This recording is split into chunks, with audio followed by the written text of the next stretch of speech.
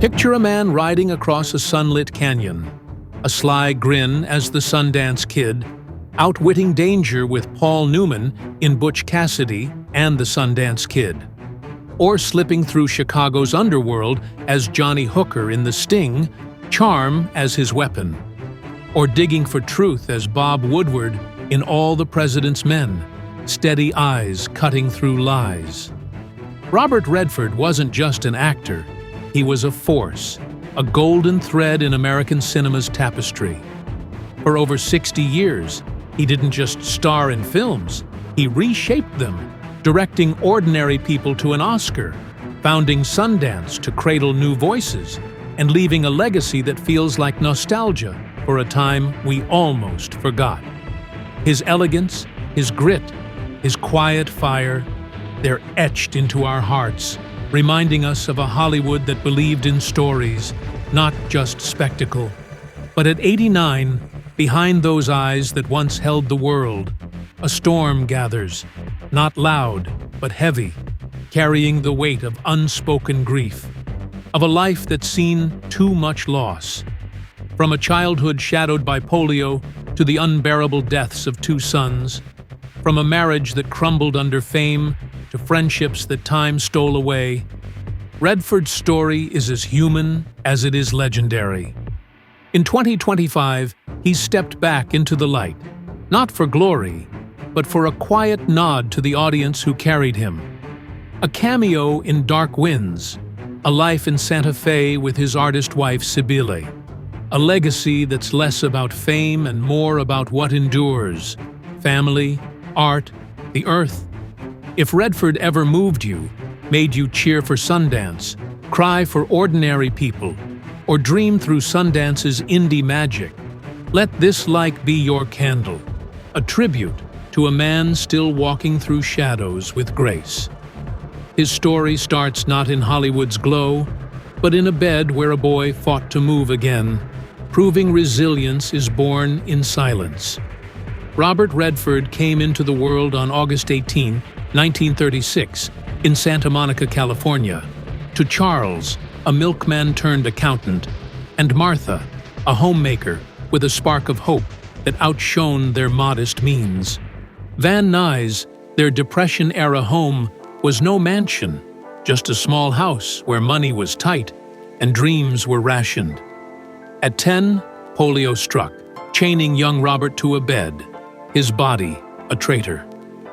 "The world didn't care about my plans," he'd later say, his voice low but unflinching. Martha massaged his stiff limbs daily, whispering courage into a room heavy with fear. Months of recovery taught him grit, each step a victory over a disease that stole childhoods. By the late 1940s, he was back on his feet, but the scar remained, not just physical, but a bone-deep lesson. Life demands you fight for every inch. Teen years brought new battles. In LA's rough corners, Robert drifted toward trouble. Petty theft, late nights, a crowd that courted danger. A 1953 arrest for trespassing was his wake-up call. His father's stern hand pulled him back. One bad choice could have ended it, he admitted years later. Sports became his outlet. Baseball, tennis, good enough to warm up legend Pancho Gonzalez. But 1955 cracked him open. Martha died at 40, complications from a lingering illness. At 18, Robert was unmoored. The ground gave way, he said, grief a silent companion.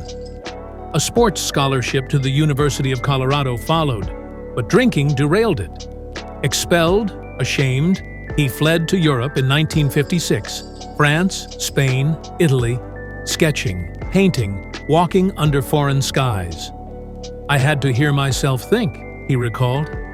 Those years, lean and lonely, forged an artist from a boy's broken pieces. Resilience wasn't loud. It was the quiet choice to keep moving, to turn pain into purpose. Back in New York by 1958, Robert, 22, carried Europe's lessons: discipline, art, survival. He studied painting at Pratt Institute, then dared the American Academy of Dramatic Arts. Acting wasn't a dream. It was a challenge to prove he was more than his past. Early TV roles: The Twilight Zone, 1960, Maverick, 1961, paid rent but not respect. Casting directors scoffed, too pretty for depth. His golden hair, sharp jaw, blue eyes were a curse, locking him in a matinee idol box. It was a gilded cage, he said, bitterness lingering. Rejection stung, echoing childhood invisibility. Then, 1963, Broadway's Barefoot in the Park. As Paul Bratter, he blended wit and vulnerability, earning raves opposite Elizabeth Ashley. The play ran 1,530 performances, his ticket to Hollywood. They saw me, not just my face, he said of the applause. Films followed: War Hunt, 1962, Inside Daisy Clover, 1965, with Natalie Wood, but the Pretty Boy label dogged him. The Chase, 1966, flopped. The Great Gatsby, 1974, disappointed. Each misstep cut deep, fueling his drive to direct. I wanted control, he admitted. Ordinary People, 1980, was his answer. A raw family drama that won him a Best Director Oscar, silencing doubters. It wasn't about proving them wrong, he said. It was proving me right. His early career wasn't a straight climb. It was a fight to be seen, a blueprint for the Sundance spirit. The late 1960s to 1980s were Redford's zenith. Butch Cassidy and the Sundance Kid, 1969, paired him with Paul Newman, their chemistry electric, grossing $102 million. The Sting, 1973, won 7 Oscars. All the President's Men, 1976, made journalism cinematic heroism. The Way We Were, 1973, with Barbra Streisand, broke hearts. But fame's weight pressed hard. "You're a poster, not a person," he said of the Golden Boy trap. The Great Gatsby's failure stung.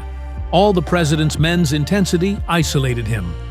Directing Ordinary People, 1980, was his rebellion. Skeptics scoffed. A pretty face couldn't direct. Months of 16-hour days, budget fights, and doubt proved them wrong. The Oscar was vindication.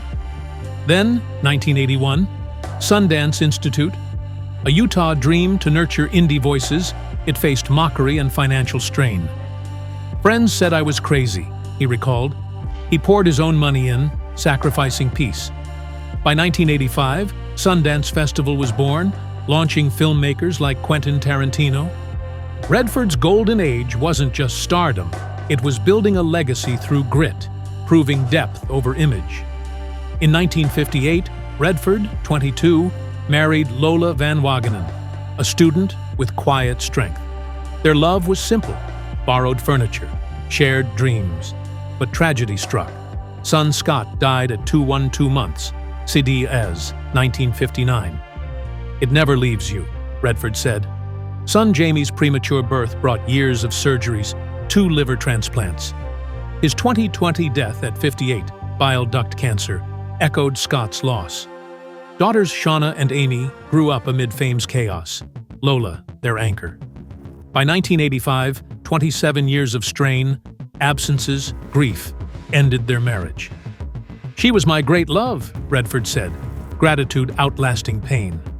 Post-divorce, brief romances, Sonia Braga, Lena Olin, Kathy O'Rear, flickered but faded, each a search for connection, not conquest.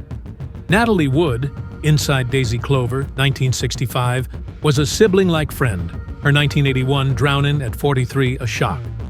"She was gone too soon," Redford said. Paul Newman, his Butch Cassidy, and the Sting brother died in 2008, lung cancer. "A hole in my life," Redford mourned. In 1996, Sibylle Zaggers, a German artist, brought calm. Married in 2009, they created The Way of the Rain, blending art and environmental advocacy. "She's my peace," he said, their Santa Fe life a sanctuary. At 89, Redford lives in Santa Fe, sketching, narrating The Way of the Rain, cherishing grandchildren. A March 2025 Dark Winds cameo was a quiet thank you, not a return. Sundance thrives, but he frets its commercial drift. Rumors on health, fatigue, are unconfirmed. He's slowed, but sharp. Grief for Scott, Jamie, and friends lingers. Net worth $200 million, but his focus is art, family, earth. Redford's life, from polio to Sundance, losses to love, is resilience in action. His 2025 King. Dama reminds us, legends are human. Share a Redford memory below. Did Butch Cassidy thrill you? Like, share, subscribe. His legacy isn't fame. It's the green that blooms after life's storms.